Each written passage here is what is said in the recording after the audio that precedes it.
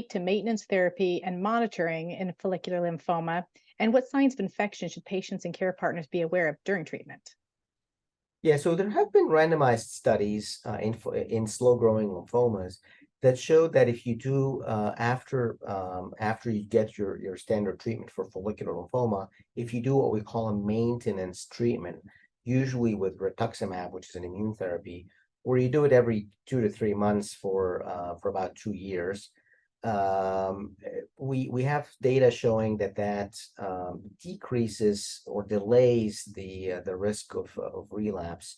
However, it doesn't change the overall survival, meaning that it just puts has patients in remission longer. When their disease comes back, they just get treated again at that point, and it doesn't really affect survival. So it's one of those shared decision making with the patients. I usually go over the risks and benefits of maintenance therapy. It's optional. It's not a must. During COVID, we pretty much stopped all maintenance treatments because the risks were outweighing the benefits, because maintenance treatment will suppress the immune system more, is associated with more infections. And these infections can be anything. I mean, it could be a pneumonia, could be recurrent urine infections. It could be any type of infection. So there's always this, risk and benefit that we have to discuss with the patient. One thing that comes up, patients, I live in a state that we don't have a lot of specialists for my type of cancer, for myeloma. If a patient wanted to consult with you, do you see patients via Zoom? Do you do consultations, or maybe I don't want to call it a second opinion, but a consultation virtually for patients?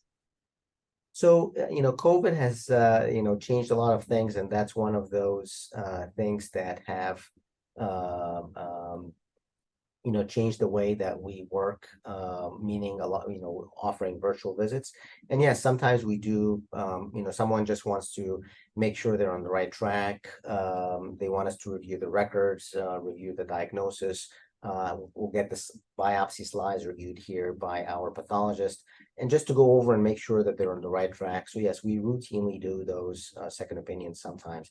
Obviously, in person is usually better, because then we could do our own testing, and we could also do examine the patients and see how they are.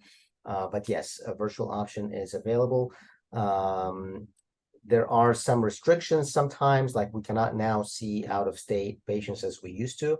But during COVID, that was not the case. But now we would have to see patients only in our state.